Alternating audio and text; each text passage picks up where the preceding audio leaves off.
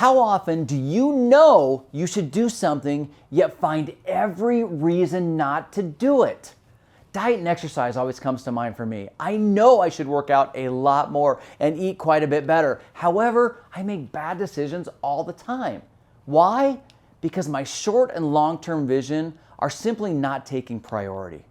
Today, I'm going to talk about how to increase the number of good decisions that we make each and every day. Stay tuned.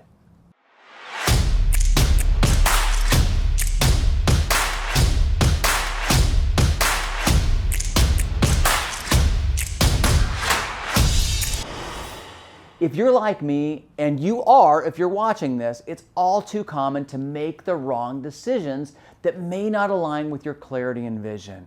Do you know why this happens? It's simple. Our brains are seeking to conserve its cognitive resources and energy, which in turn moves us towards the easier option. It prefers low effort choices because they're less mentally taxing. Remember, your brain is a muscle. Now, how do we stop this from occurring? It's not difficult, yet it does take a little practice. First, you have to know what it is you want. I'm not going to go deep into this as it's self-explanatory and we visited this many times before. But once you know, you must put reminders in place, whether it's in your closet, next to your clothes, on your car visor, in your fridge, scheduled alarms on your phone, or anywhere and everywhere you frequent so you can see and have those reminders. Once you're reminded, you will tend to take action. In fact, you really want this. Now, you'll start being more intentional with your actions and activities, given that doing something is way greater than doing nothing. And along with that, you find that you will begin to accomplish certain milestones, which will feed into your mind and help you want to achieve more of them. Here's a prime example. I get up at 5:30 a.m. each morning, I get dressed, and I walk a minimum of 3 miles each and every morning. Now, I hated doing this in the beginning, and I still don't love it, other than I love how I feel the rest of the day. I love that I'm working towards a goal of getting healthier, and I love that it gives me more clarity throughout the rest of my day. It took me doing this quite a few times to make this a habit and begin seeing results. Now, I'm hooked, as health is just one part of my long-term vision, which leads me into the next practice, which is energy management. Now, you've heard me talk a lot about time management and how it will change your life. That hasn't changed. Another way to view your time is through your energy levels, which is something I have been focused on over the last few years. And I will tell you, it's allowed me to accomplish much more than I thought possible. I've always been one for a challenge and also one who's driven to accomplish more than most at any given time.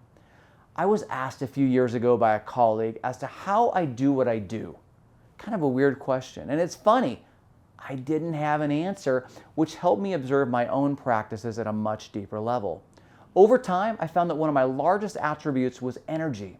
I was able to harness energy and use it all the time at a very high level. I didn't feel the need to conserve it, save it, or bundle it up. I put it all to use. Looking back, this is a gift that I've always had and never appreciated. From the early days of competitive swimming to my landscape company through to today. And today, I appreciate it more than you know, as my mind helps me create the path to accomplish my own vision. Now, there are times when my energy tank is low, yet I know how to feel it. And here's what you do. You do an energy audit frequently. Where are you at with your energy? Check in with yourself. Given the challenges and changes in our industry, you're going to have to find more in the tank, as more will be required of you over the next few months. Check in with yourself frequently. Find where your energy is at, as this is going to help you get through the changes and move to our new normal, while others are simply turtling. It's going to help you accomplish so much more. You'll be able to focus on the right things. Winging it, it's not going to get it done. And in fact, it will help drive many out of the industry. I don't want you to be one of those many.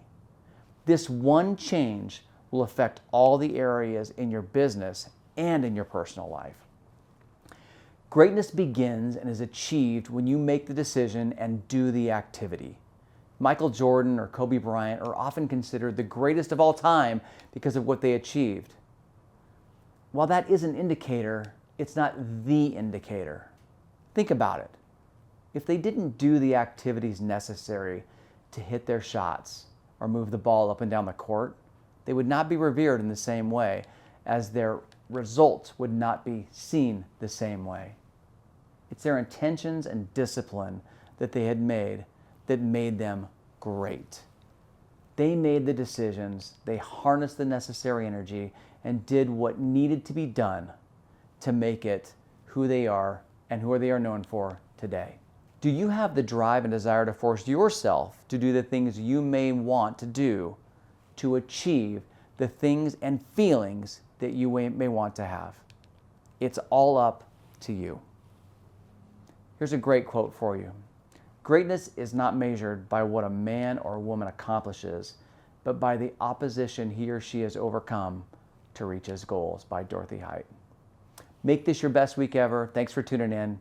We'll see you soon.